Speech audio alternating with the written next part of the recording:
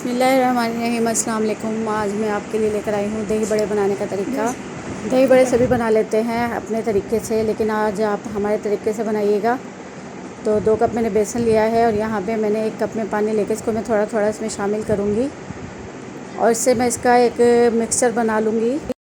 Mixture हमने इस तरह का बना लेना है, ना बहुत ज़्यादा गाढ़ा और ना बहुत ज़्यादा पतला, और पानी हमने थोड़ा थोड़ा करके डालना है। और यहाँ पे देखें, मैंने इसी कप से बेसन को नापा था और यही कप मैंने लिया था, तो तकरीबन हमारा 1.5 कप पानी शामिल किया है हमने और आधा कप हमारा बच गया है।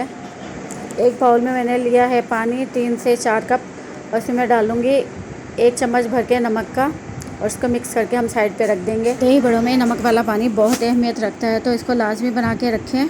इसका मैं आपको आगे जाके बताऊँगी कि पानी का क्या करना है। अब ये एक फ्राई पैन लेंगे, उसमें हम ऑयल गरम करने के लिए रख देंगे। फ्राई पैन ज़रूरी नहीं है, अगर आपके पास कढ़ाई है तो आप कढ़ाई भी ले सकते हैं।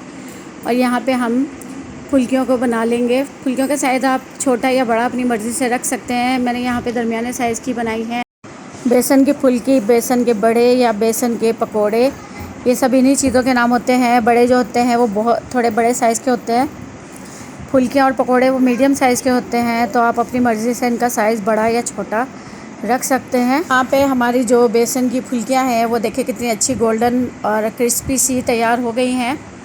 अब हम इसको निकालेंगे एक प्लेट में और इसको हम डालेंगे जो पानी हमने नमक मिलाकर रखा था उसके अंदर। बेसन की ये फुल्कियाँ हम उसके अंदर डाल देंगे और इसको हम इतनी देर तक छोड़ेंगे जितनी देर में हमारी दूसरी फुल्कियाँ तैयार नहीं होती, तो तब तक हमने इनको छोड़ना है। इस तरह से हमने कुछ देर के बाद हाथ से निचोड़ के हमने इनका पानी और इनको बाहर निकाल लेना है। और यहाँ पे ये देखिए, मैं आपको तोड़ के भी दिखाती हूँ कितनी ये देखें जी नरम और सॉफ्ट इसकी ये फुल्कियाँ बनी हैं, अंदर से कितनी जालीदार।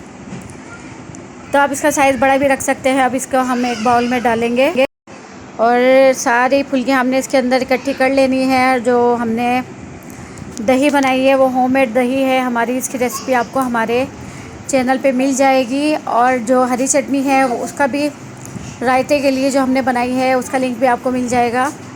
और जो मीठी चटनी हमने बनाई है दही बल्लों के लिए, उसका भी आपको वीडियो हमारी चैनल पे मिल जाएगी। तो आप ये सारी चीज़ें बना के रख सकते हैं रमज़ान के लिए।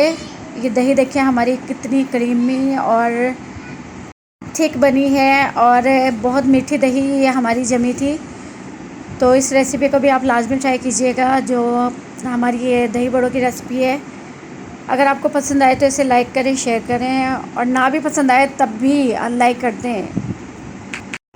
अब इसके ऊपर हम डालेंगे होममेड रायता चटनी जो मैंने पहले से बना के रखी हुई थी। इससे हम इसको गार्निश करेंगे और जिस वक्त हम इसको खाने लगेंगे तो हम इसको इसी के साथ मिक्स करके तो फिर हम इसको खा लेंगे। तो ये बहुत ही मज़ेदार रायता चटनी बनी थी। इसके बाद हम इसके ऊपर डालेंगे मीठी चटनी, इमली की खट्टी मीठी चटनी जो हमने बनाई थी वो भी इसके ऊपर हम डाल देंगे।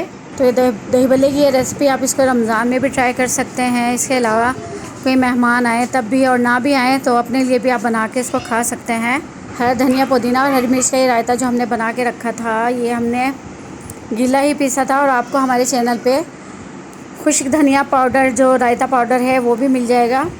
अब इसकी देखिए फ़ाइनल लुक कितनी मज़े की बनी है। तो आप इस रेसिपी को लाजमी ट्राई कीजिएगा।